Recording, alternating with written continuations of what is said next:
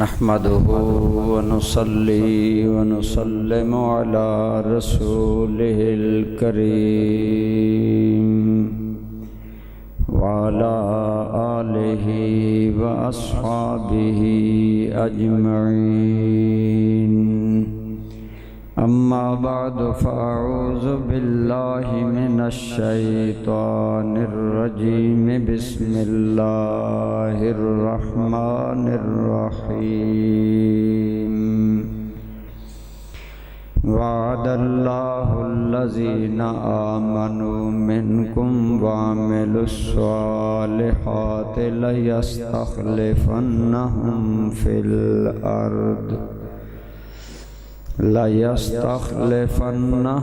في الأرض كما استخلف الذين من قبلهم وَلَيُمَكِّنَنَّ لَهُمْ دِينَهُمُ الَّذِي ارْتَضَىٰ لَهُمْ وَلَيُبَدِّلَنَّهُم مِّن بَعْدِ خَوْفِهِمْ أَمْنًا يَعْبُدُونَنِي لَا يُشْرِكُونَ بِي شَيْئًا وَمَنْ كَفَرَ بَعْدَ ذَلِكَ فَأُولَٰئِكَ هُمُ الْفَاسِقُونَ. وَأَقِيمُوا الصَّلَاةَ وَآتُوا الزَّكَاةَ وَأَطِيعُوا الرَّسُولَ لَعَلَّكُمْ تُرْحَمُونَ. صدق اللہ مولانا العظیم.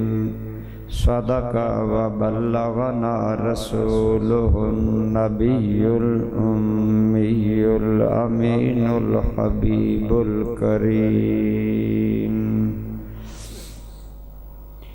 اللهم صل على سيدنا ومولانا محمد وعلى آل سيدنا ومولانا محمد وبارك وسلم عليه.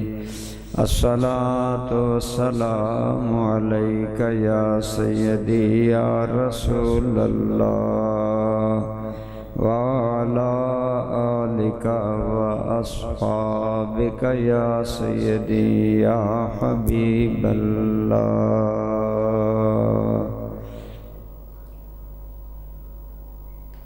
حمد و صلات کے بعد قابل احترام برادران اسلام، بزرگوں، دوستوں، عزیزوں،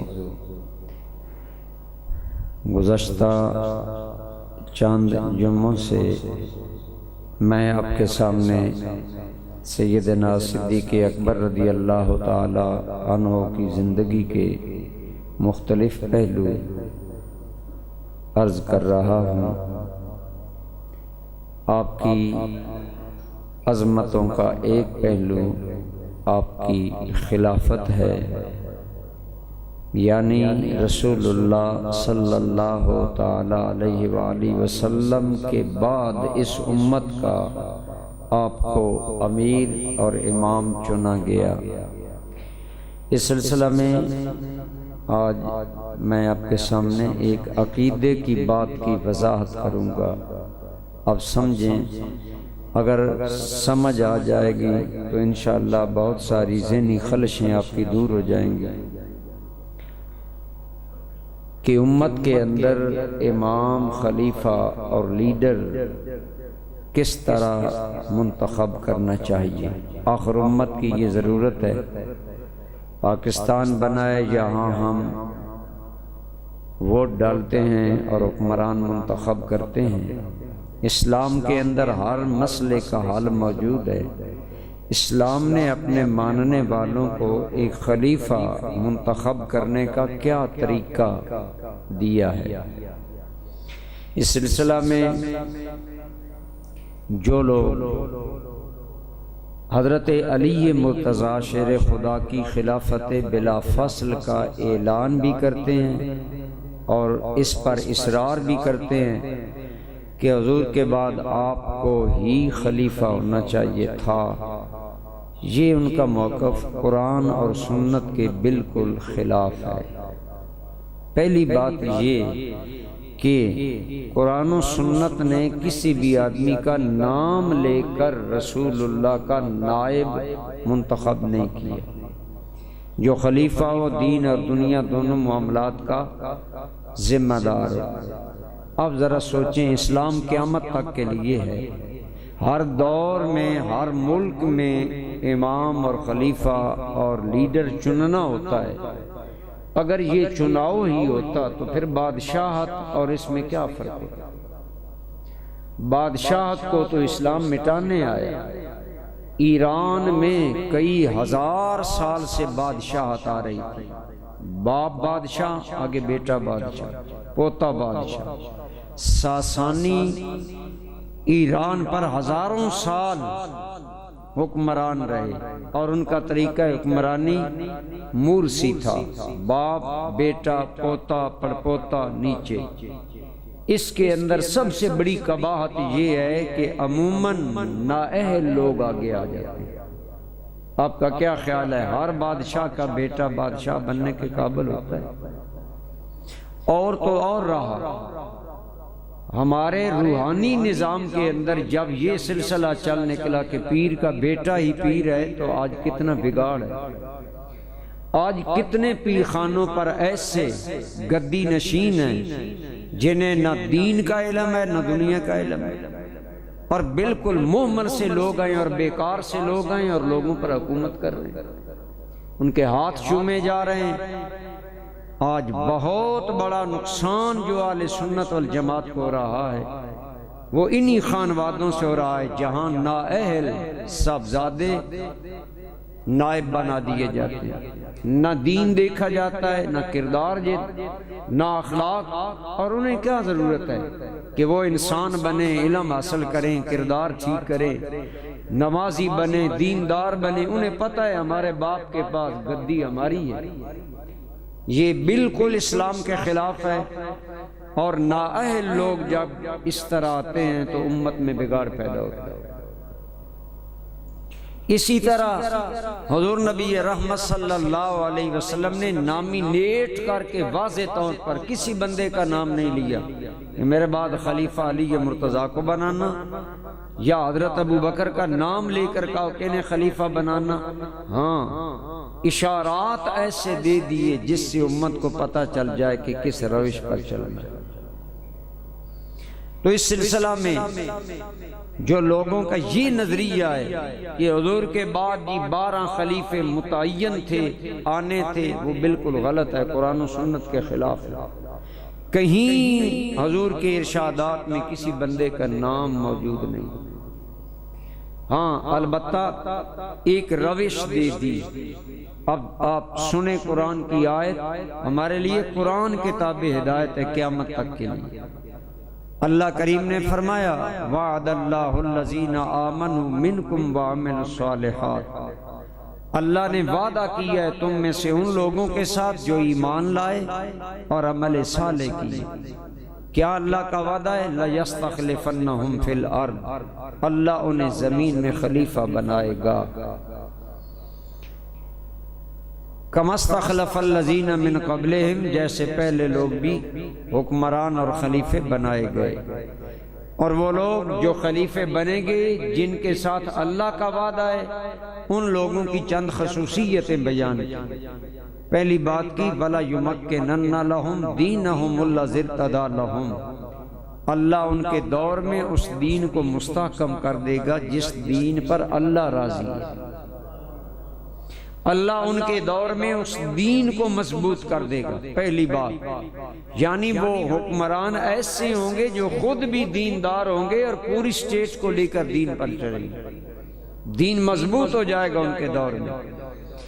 دوسری بات وَلَا يُبَدِّلَنَّهُم مِّن بَعْدِ خَوْفِهِمْ أَمْنًا، جب ان کا دور آئے گا پوری دنیا میں اسلام کے لیے خوف کے بعد ایک امن کی فضا قائم ہو جائے گی، مسلمانوں کو امن حاصل ہوگا، مسلمان مغلوب نہیں ہوں گے، غالب ہوں گے۔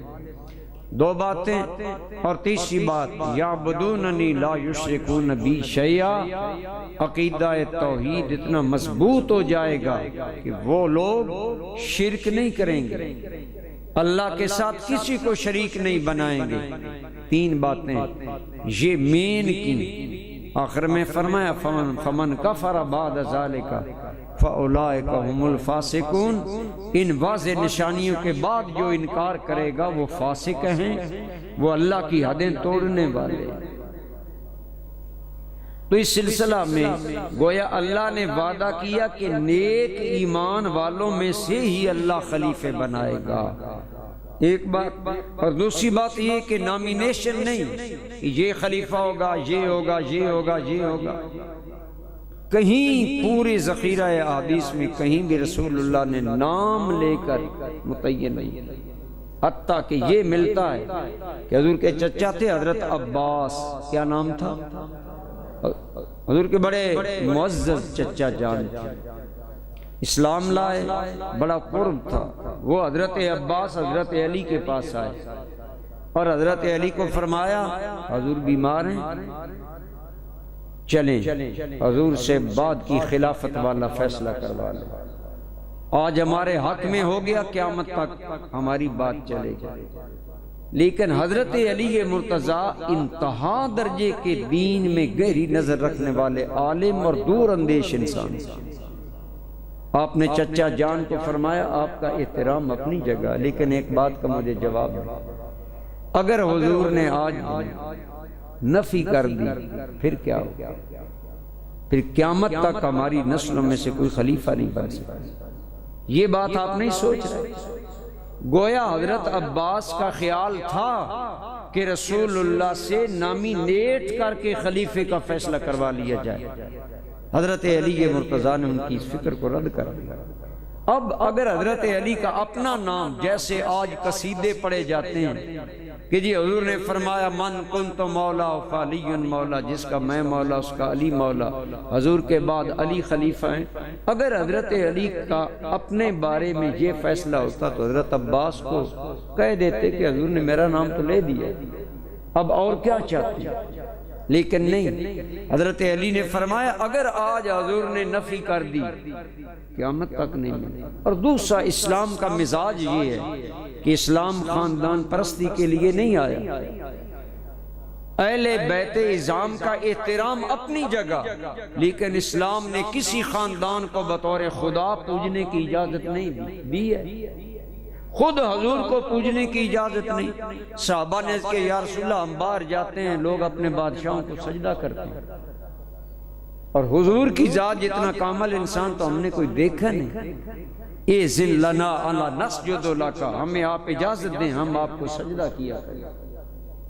حضور نے سختی سے تردید کی، فرمایا سجدہ صرف اللہ کے لیے، اور اللہ کے علاوہ اگر کسی کو سجدہ ہوتا تو میں عورت کو حکم کرتا کہ وہ اپنے مرد کو سجدہ کرے، لیکن عورت بھی مرد کو سجدہ نہیں کر سکتی.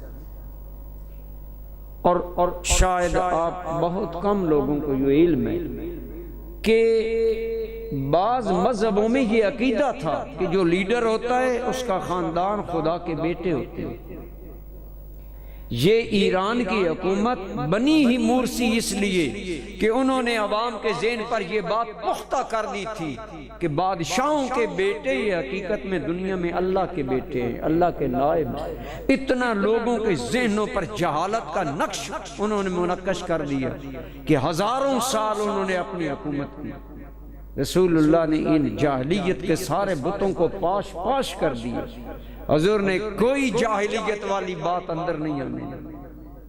آپ سنیں، اگر غور سے آپ سنیں کتنی دور اندیشی کی بات ہے. عرب میں مشہور تھا کہ یہ جو سورج گرہن لگتا ہے یہ اس وقت لگتا ہے جب کوئی بڑی شخصیت فوت ہو جاتی ہے. بہت سے آج ہمارے اندر وہم ہے، بہت سے ہمارے اندر غلط باتیں چلتی ہیں.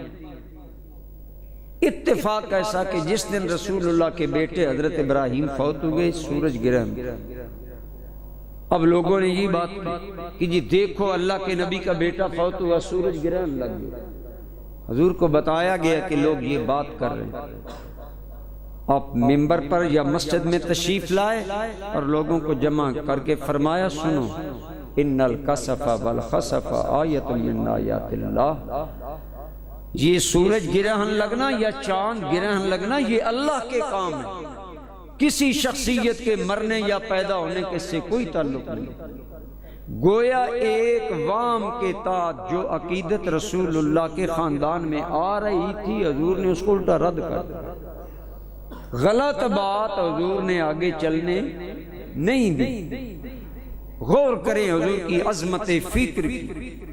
فرمایا یہ اللہ کے کام ہے، اللہ جب چاہتا ہے سورج گرہن لگتا ہے، جب چاہتا ہے ختم ہو جاتا ہے، چاند گرہن جب اللہ چاہتا ہے۔ فرمایا جب یہ لگے تو استغفار کیا کرو، اللہ کی بارگاہ میں توبہ کیا کرو، نمازیں پڑھا کرو، کسی شخصیت کا اس سے کوئی تعلق نہیں۔ تو آپ صلی اللہ علیہ وآلہ وسلم نے بالکل کنڈم کر دیا اس فکر کو کہ میرے خاندان میں کل کسی قسم کی کوئی نیابت کا تصور آئے۔ اب خود سوچیں، حضور کی موجودگی میں حضرت علی بھی موجود ہیں، حضرت عباس بھی موجود ہیں، یہ دو قریب ترین رشتے۔ چلو ابو بکر تو غیر ہوئے، عمر غیر ہوئے، عثمان غیر ہوئے، دور کے رشتہ دار ہیں۔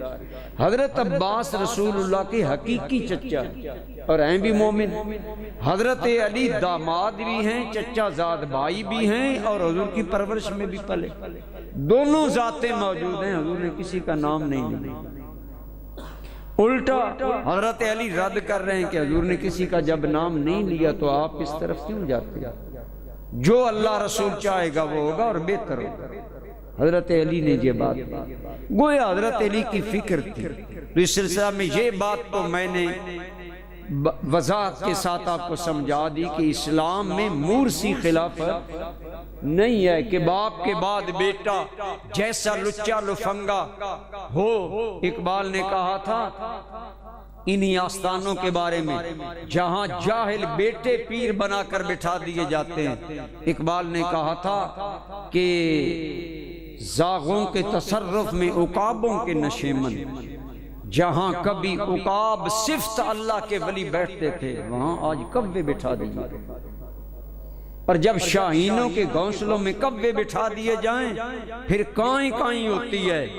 پھر پیر ایسے ہی ہوں گے جو دولت سمیٹیں گے، جو ہاتھ چموائیں گے، جو اپنے آپ کو بڑا بنائیں گے اور کہیں گے جی بڑی محفل میں۔ مجھے ایک آدمی ہمارے شہر کا ایک نعت خوان کہنے لگا، جی میں رات ایک محفل میں تھا، ایک پیر صاحب آئے، انہوں نے کہا جس کو جہاں درد ہے ہاتھ رکھو، میں نظر کروں گا درد دور ہو جائے گا۔ جو ابھی مدینہ دیکھنا چاہے ہاتھ کھڑا کرے، میں مدینہ دکھا دیتا ہوں۔ مجھے کہنے لگا کیا یہ انہوں نے یہ بات ٹھیک کی؟ میں نے کہا بڑی عجیب بات یہ ہے کہ انہوں نے سنی، آپ نے گناہ میں مجھے شامل کر۔ آپ کو بات سمجھ آ رہی؟ بلا وجہ تنقید نہ کیا کریں، بلا وجہ باتیں نہ کیا کریں۔ ہمارے اندر بہت بڑی حماقت یہ ہے کہ ہم ہر بات پر ڈسکس شروع کریں۔ میں نے کہا دعویٰ ان پیر صاحب نے کیا، سنا آپ نے، آپ بہتر جانتے ہیں یا وہ جانتے ہیں، وہ جاننے یا ان کا خدا جانے۔ میں تو یہاں مدینہ نہیں دکھانے کا کبھی دعویٰ کرتا، اس لیے مجھے اس سے کوئی غرض ہی نہیں۔ نہ اسلام میں یہ معیار ہے کہ ولی وہ ہے جو یہاں بیٹھے مدینہ دکھا دے، کوئی معیار نہیں ہے کہ ولی نظر کرے تو درد دور ہو جائے۔ ہاں اللہ چاہے تو ہو سکتا ہے، لیکن ضروری کوئی نہیں ہے۔ تو یہ ہم نے جاہلانہ عقیدے گھڑ لیے، ان کا کوئی اسلام سے تعلق نہیں، حضور نے کنڈیم کیا۔ اب امت کا امام بنے گا۔ اب واضح بات ہے، یاد رکھیں اسلام کے اندر امت کا امام اور خلیفہ اور سربراہ ہونا اتنا ہی ضروری ہے جتنا مسجد کے لیے امام ہونا ضروری ہے۔ اگر امام نہ ہو نماز نہیں ہوتی، اور ہم نماز نہیں پڑھتے، لیکن یہ چھوٹا معاملہ ہے، یاد رکھیں۔ ہم نے اس کو بڑا معاملہ سمجھ لیا، اصل معاملہ وہ ہے کہ کون پوری کمان کرے گا، دین و دنیا میں رہنمائی کون کرے گا۔ حضور کی ذات جامع تھی، حضور دنیا میں بھی رہنما تھے اور دین میں بھی۔ دین میں آپ اللہ کے رسول تھے، اللہ کے نائب تھے، اور پھر دنیا میں اللہ نے آپ کو مدینہ کی حکومت کا حکمران بھی بنایا، تو رسول اللہ نے اس امیری میں بھی فقیری کی۔ حضور مدینہ کے حکمران تھے، جب کھجور کی چٹائی پر سوئے تھے، حضرت عمر نے آپ کے ننگے بدن پر جب کھجور کے پتے کے نشان دیکھے تو حضرت عمر رو پڑے۔ فرمایا عمر کیوں رو پڑا؟ یا رسول اللہ، قیصر و کسریٰ کے بادشاہ بستر کے ریشم کے بستروں پر سوتے ہیں، نرم گداز بستر، ہمارے آقا کھجور کی چٹائی پر سوئے ہیں، حضور کے بدن پر کھجور کے پتے کے نشان دیکھ کر میری آنکھوں میں آنسو آ گئے۔ فرمایا عمر، کیا تو اس بات پر راضی نہیں؟ ان کے لیے دنیا ہے، ہمارے لیے حضور مدینے کے حکمران تھے، لیکن کئی دن گھر چولہا نہیں جلتا، اور یہ مرضی سے تھا۔ فرمایا اگر میں چاہوں تو اللہ نے مجھے اذن دیا ہے کہ حبیب تم اشارہ کرو، پہاڑ سونا بن کر تیرے ساتھ چلے، جہاں چاہو خرچ کر لو۔ فرمایا اگر میں چاہوں تو یہ پہاڑ سونا بن جائیں، لیکن میں نے اپنی مرضی اختیار نہیں کی۔ میں نے کہا یا اللہ میں فقر چاہتا ہوں، کبھی ملے کھانا کھا کر تیرا شکر ادا کروں، کبھی نہ ملے صبر کر کے تمہیں راضی کروں۔ یہ حضور کا فقر اختیاری تھا، لیکن حضور تو دنیا اور دین دونوں کے امام تھے، لیکن آپ نے نائب نامینیٹ نہیں کیا، اشارہ ضرور کر دیا۔ دین کے اکثر معاملات زندگی میں حضرت صدیق اکبر کے سپرد کر دیا۔ آپ کی بیماری میں 17 نمازیں حضرت سیدنا صدیق اکبر نے حضرت رسول اللہ کے حکم سے پڑھا، 17 نمازیں۔ اور حضرت علی مرتضیٰ شیر خدا سے پوچھا گیا، اے علی مرتضیٰ جب رسول اللہ نے ابو بکر کو امام بنایا تم کہاں تھے؟ آپ نے فرمایا وَإِنِّي لَشَاهِدٌ وَمَا أَنَا غَائِبٌ وَمَا أَنَا مَرِيضٌ۔ لوگوں نہ میں بیمار تھا نہ میں غیر حاضر تھا، میں محفل میں موجود تھا، رسول اللہ نے ابو بکر کو ہمارا امام بنایا، اور میں نے خود نمازیں۔ اور اس روایت کے راوی امام حسن ہے۔ امام حسن کہتے ہیں کہ میرے ابا جان نے یہ بات، اتنی واضح بات کے باوجود ایک عورت حضور کے آخری ایام میں مسئلہ پوچھنے آئی، مسئلہ پوچھا، کہنے لگی یا رسول اللہ اگر کبھی آئندہ، تو بہت سارے ایسے واقعات ہیں کہ حضور نے پہلے اشارہ دے دیا کہ آئندہ تمہاری میری ملاقات نہیں ہوگی۔ عورت نے پوچھا یا رسول اللہ آئندہ اگر میں آؤں تو مسئلہ کیسے پوچھوں؟ فرمایا اگر مجھے نہ پاؤ تو ابو بکر کے پاس پاؤ، اگر ابو بکر کو نہ پاؤ تو عمر کے پاس پاؤ۔ اشارات صحابہ کرام فرماتے ہیں حضور کے دور میں، حضور کی موجودگی میں حضرت صدیق اکبر کے ہوتے ہوئے کوئی دوسرے آدمی کے بارے میں عظمت اور سبقت یا امامت کا کوئی تصور صحابہ کے ذہن میں ہو، یہ تھا ہی نہیں، اتنا معاملہ واضح تھا۔ لیکن اس کے باوجود اسلام نے کیا حکم بنایا کہ اپنا امام خلیفہ اور نائب تم خود بناؤ، لیکن ہر بندے کو ووٹ کا حق نہیں ہے، جیسے آج ہمارے ہاں مغربی جمہوریت، ایک پی ایچ ڈی آدمی ہے، ڈاکٹر ہے، تجربہ کار ہے، بہت بڑا سکالر ہے، اس کا بھی ایک ووٹ ہے، اور ایک گدھا ہانکنے والے آدمی کا بھی ایک ووٹ ہے۔ ایمان سے بتائیں کیا یہ انصاف ہے؟ یہ مغرب کی جمہوریت ہے کہ کھوتا فکر آدمی بھی وہی ووٹ دے گا، اور ایسا قوم جو ڈاکٹر عبدالقدیر خان جیسا ذہن رکھتا ہے اس کا بھی ایک ووٹ ہے کوئی عقل مند؟ اسلام کا مزاج کیا ہے؟ نہ اب امام لوگ چنے، لیکن کون چنے؟ ہر بندہ نہیں رائے دے سکتا۔ حضرت علی مرتضیٰ کا یہ خطبہ شیعہ کی معتبر کتاب نہج البلاغہ سے میں پڑھ رہا ہوں۔ حضرت علی مرتضیٰ شیر خدا کرم اللہ تعالی وجل کریم نے فرمایا انما الشورى للمہاجرین والانصار، مشورہ دینے کا حق مہاجرین و انصار ان مسلمانوں کو ہے جنہوں نے جان تلی پر رکھ کر اسلام قبول کیا، جن کی کوئی حیثیت ہے۔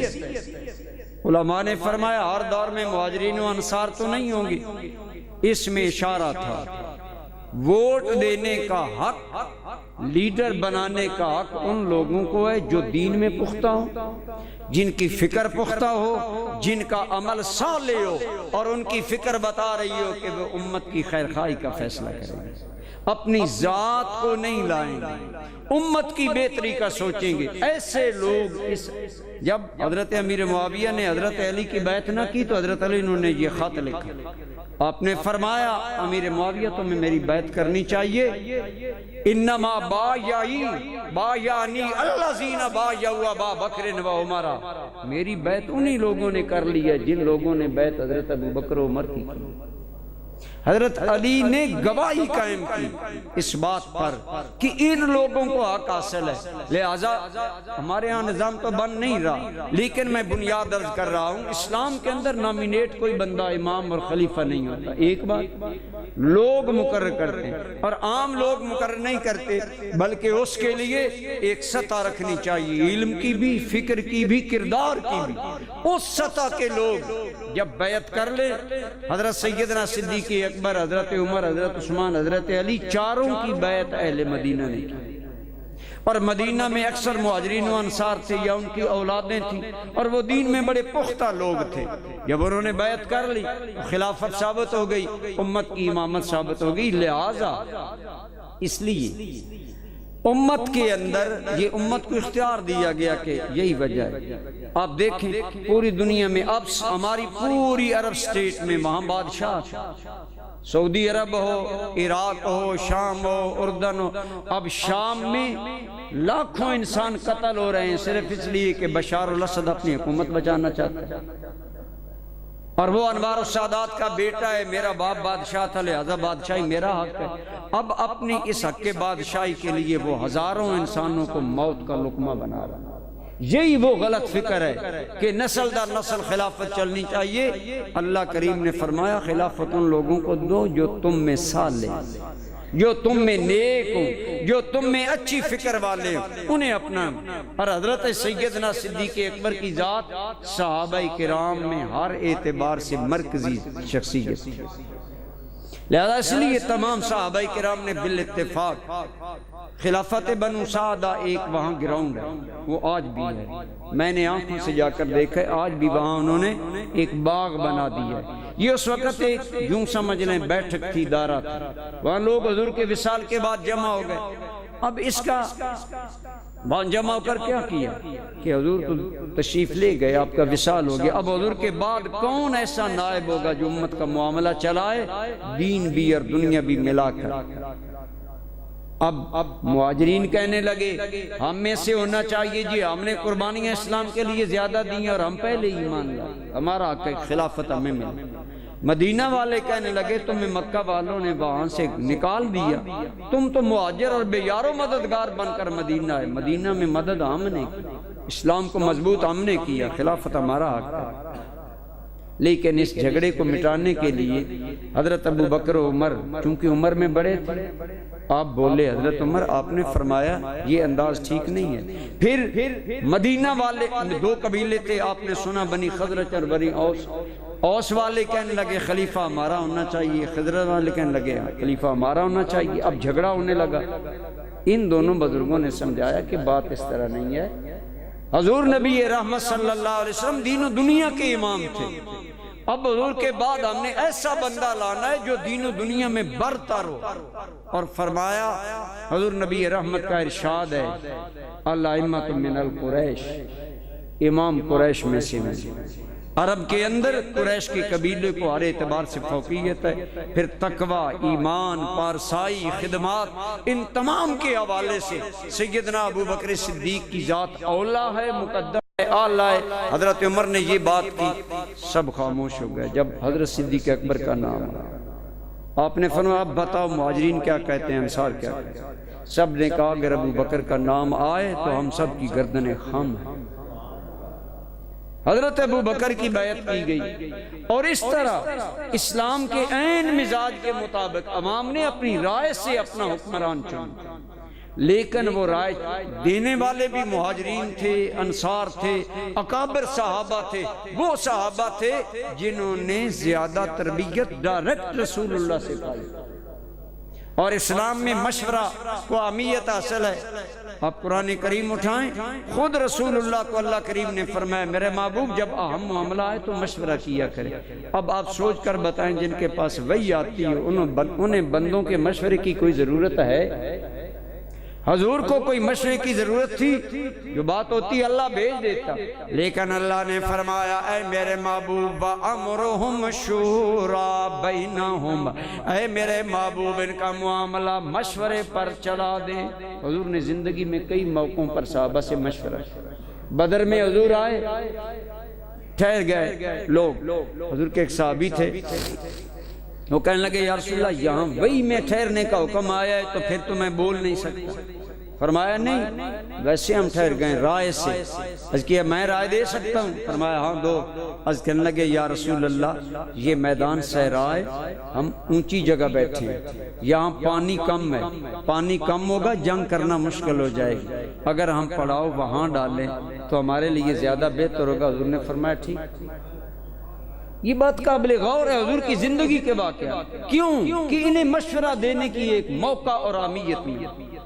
سارا عرب امت آیا کہ ہم مدینے پر حملہ کر کے مدینے کو ختم کریں گے، مکہ والے، یمن والے، طائف والے، گرد و نگال ہر طرف سے، ادھر سے یہودی مل گئے ان کے ساتھ، خود مدینہ کے یہودی کہ آئے روز محمد کا دین بڑھ رہا ہے، ایسا حملہ کرو کہ ان کا نام و نشان مٹا دے۔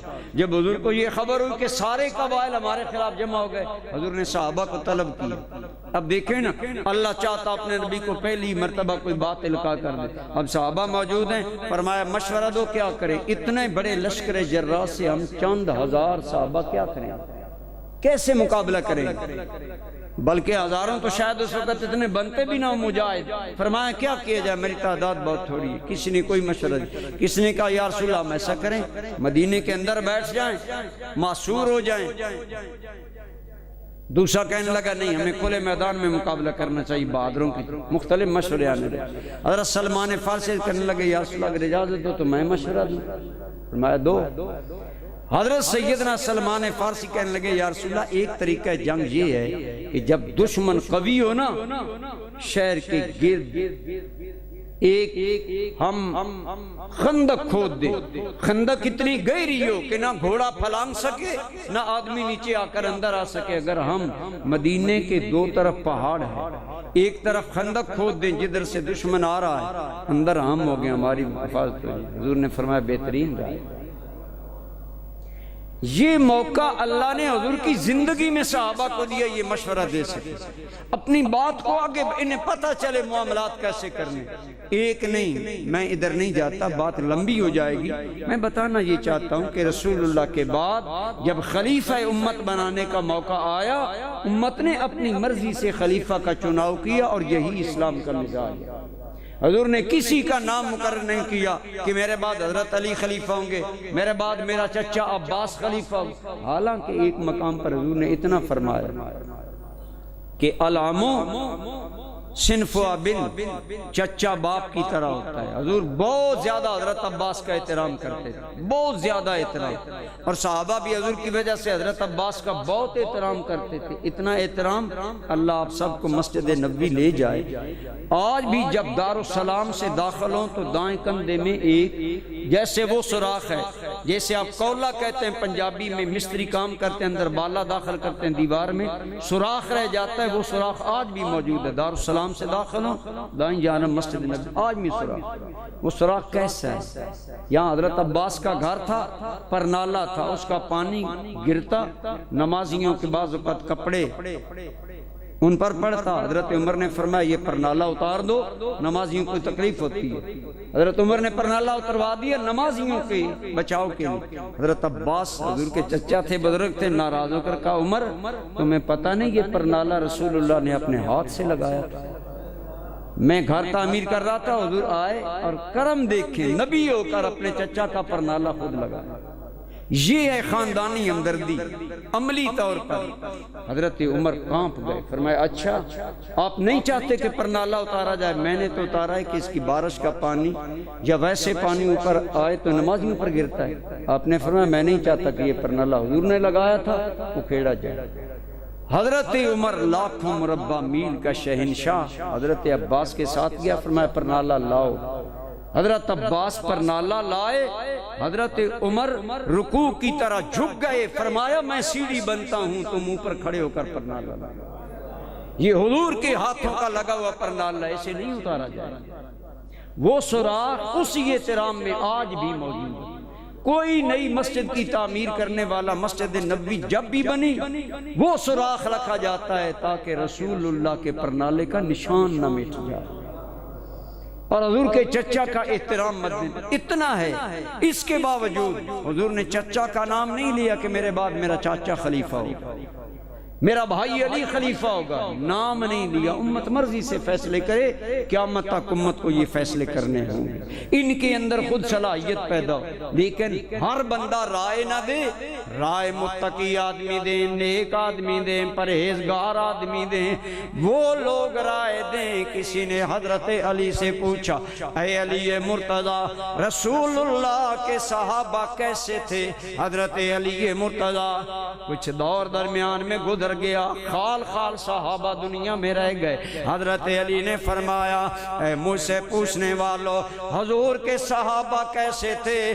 میں ان کا کما حق نقشہ تمہارے سامنے نہیں کھینچتا، ان کا دن اللہ کے دین کے لیے گزرتا، ان کی راتیں خدا کی بارگاہ میں روتے زاریاں کرتے گزرتی، اور فرمایا صبح ان کی پیشانیوں سے بے آرامی کے نشان نظر آتے، ان کی آنکھیں بتاتی کہ یہ لوگ بے آرام ہیں، یہ تھکے تھکے لوگ ہیں، اتنی فکر آخرت۔ حضرت علی نے چند ان کے اوصاف بیان کیے تو اللہ کی قسم آتا ہے کہ حضرت علی زاروں کتار رونا شروع ہو گئے۔ فرمایا لوگوں، ان لوگوں کا نقشہ میں تمہارے سامنے پیش ہی نہیں کر سکتا۔ یہ رعایا تھی جنہوں نے یہ امام بنایا۔ آج اگر ہمارے اندر خوف خدا ہو، آپ دیکھ لیں ہماری سینٹ کے اندر جو تماشا بازی ہوئی، ہمارے پورے ملک کے اندر ہر سیاستدان ہمارے بڑے بڑے جو ہیں جو زبانیں استعمال کر رہے ہیں، نواز شریف صاحب عمران خان پر، عمران خان نواز شریف پر، زرداری پر جو زبانیں سوکیانہ بول رہے ہیں، ایسے شرم ہے بات ہے قومی لیڈر کے لیے۔ تو آج یہ بھی بات یاد رکھیں، امالکم اعمالکم، بتا دیا تمہارے امال تمہارے عمل ہوں گے، جیسے تمہارے عمل ہوں گے نا ایسے حکمران ہوں گے۔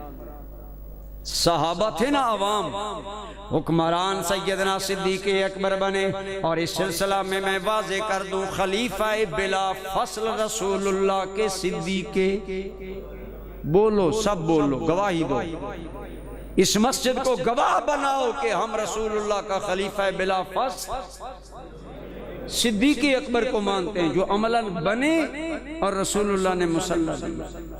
حضرت علی سے پوچھا گیا آپ نے کیا ابو بکر کی بیعت کر لی ہے؟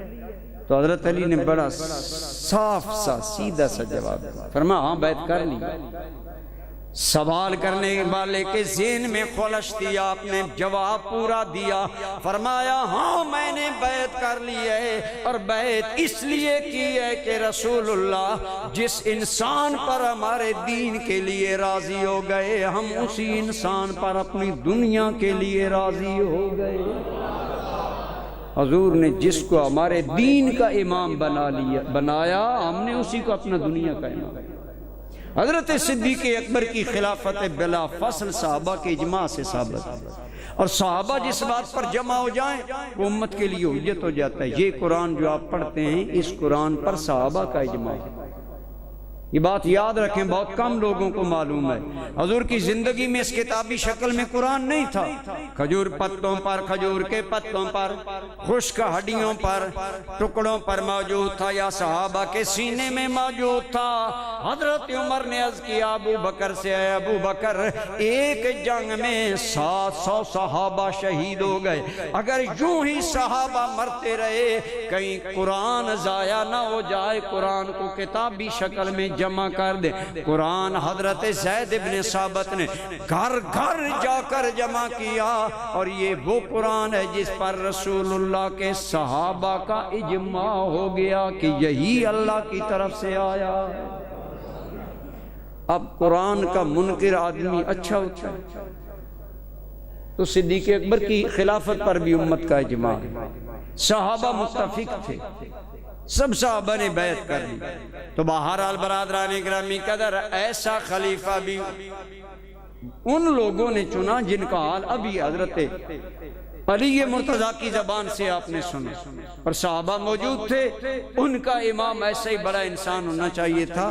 اور دونوں طرف سے میں نے عرض کیا ہمارے عمل ہمارے حکمران بنتے ہیں، جیسے ہمارے عمل ہوں گے، ہم گھر میں بددیانتی کریں گے، ہماری بددیانتی اقتدار تک جائے گی، اثر۔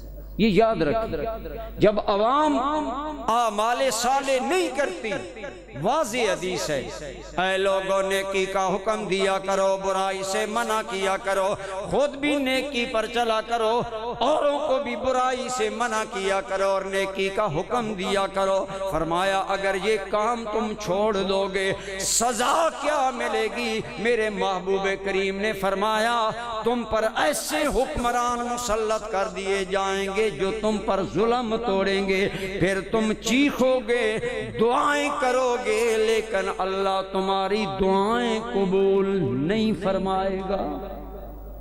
وہی بات، ہماری حکمران ہمارے لیے اللہ کے عذاب کا کوڑا بن کر آتا ہے، امام امت کے لیے جب امت کے اعمال بگڑتے ہیں اللہ ان کے سیدھے کرنے کے لیے ایسے لوگوں کو حکمران بنا دیتا ہے جو خدا کے غضب کا کوڑا بن کر آتے ہیں۔ اس کا یہ مطلب نہیں کہ وہ حکمران کرتا ٹھیک ہے، وہ اپنی جگہ غلط کرتا ہے، اسے نہیں اجازت کے ظلم کرے۔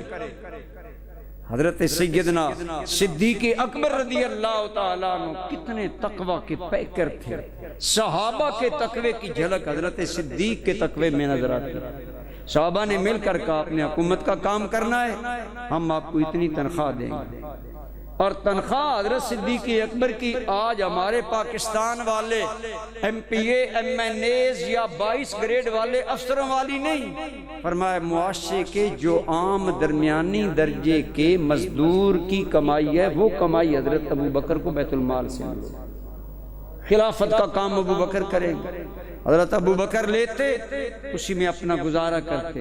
لیکن جب آخری وقت آیا آپ نے کئی مرتبہ سنا، ام المومنین عائشہ صدیقہ آپ کی بیٹی ہیں، وہ پاس تھی، ان سے پوچھا حضور کا وصال کس طرح ہوا، حضور کو کتنے کپڑوں میں کفن دیا گیا؟ اتنے ہی کپڑوں میں مجھے کفن دینا جتنے میں رسول اللہ کو دیا، میں مرنا بھی رسول اللہ کی سنت کے مطابق چاہتا ہوں۔ چند وصیتیں کی اور اسی میں یہ تھا کہ میری بیٹی جب میں فوت ہو جاؤں نا اور چادر مجھ پر دے دینا، یہی کپڑے جلدی جلدی ان کو دھو لینا اور خشک کر کے انہی میں مجھے کفن دے دینا۔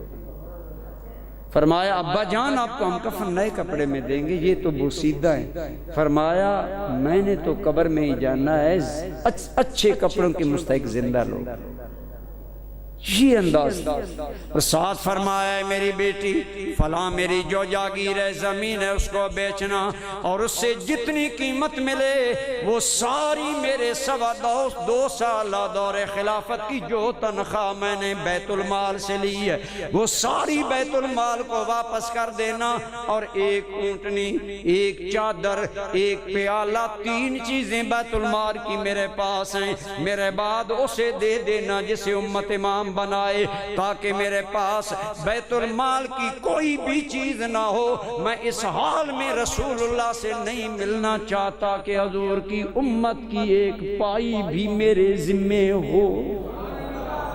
یہ ہے امام وقت۔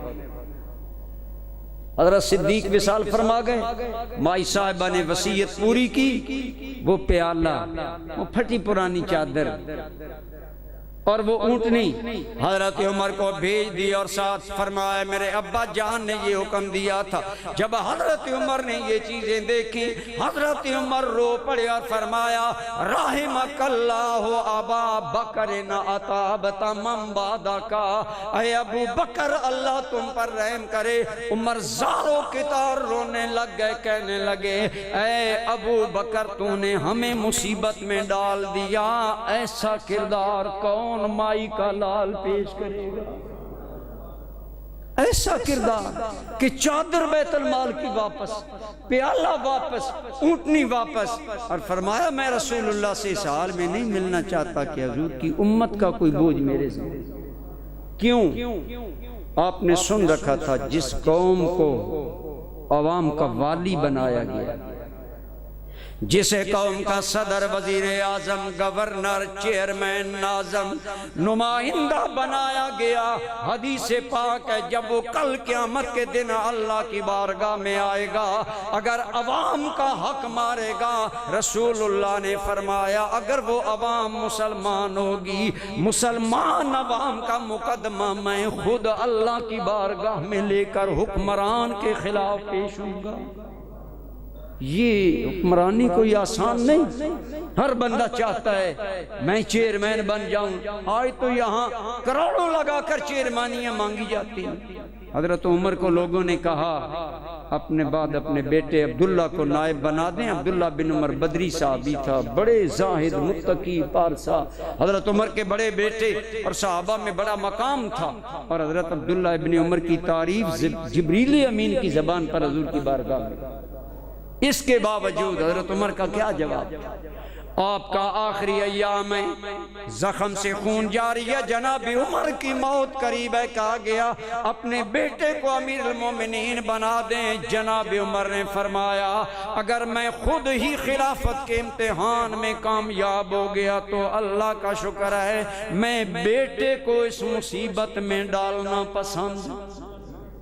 میرے بعد یہ 6 بندے ہیں، یہ اہل ہیں خلافت کے، حضرت علی، حضرت عثمان، عبد الرحمن ابن عوف، سعد ابن ابی وقاص، حضرت طلحہ، حضرت زبیر۔ ان 6 میں سے جس کو چاہو امام بنا لو، یہ سارے خلافت کے قابل۔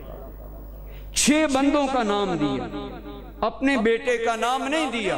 حضرت علی مرتضیٰ جب زخمی ہو گئے، حضرت علی سے لوگوں نے کہا امیر المومنین ہم آپ کے بعد امام حسن کو اپنا امام بنا لیں۔ فرمایا میں تو اللہ کے حضور جا رہا ہوں، مجھے وہاں جواب دیو نہ تم جانو، تمہارے معاملات جانے، میں نہیں کہتا حسن کو امام بناؤ۔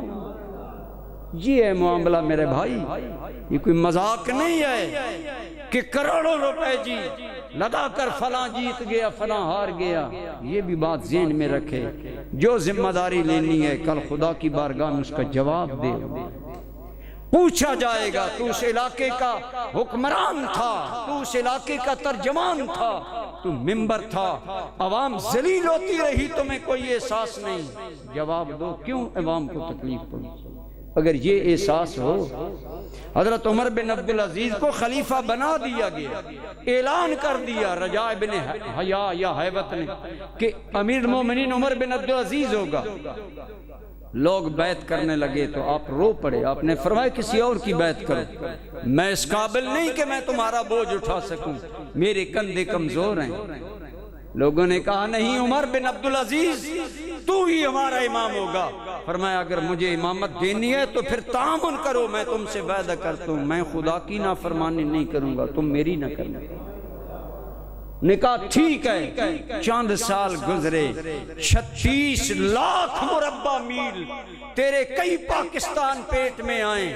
عمر بن عبدالعزیز اتنا خدا سے ڈرتے تھے کہ آپ کی بیوی فاطمہ بنت سلیمان، عبد الملک ابن سلیمان کہتی ہے کہ میرے شوہر رات آہیں بھر کر روتے کہ خدایا مجھے حکومت کے سوالات کے جواب میں کل معاف فرما دے۔ یہ احساس تھا 36 لاکھ مربع میل میں خلافت راشدہ کا نظام نافذ، اور پوری مملکت میں کوئی زکوٰۃ لینے والا نہیں ملتا تھا، سب دینے والے والے۔ یوں مینج کیا معیشت کو، یوں مینج کیا معاملات زندگی کو۔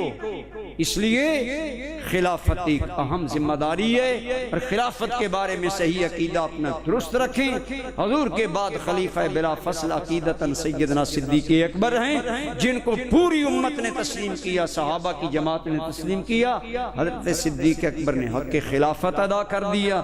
اللہ ہمیں بھی اپنے اعمال، ہم اگر اللہ سے ڈرنا شروع کر دیں، اگر ہمارے اندر اللہ کا خوف آ جائے، اللہ ضرور اسباب پیدا کرے گا کہ اچھے حکمران آئیں گے۔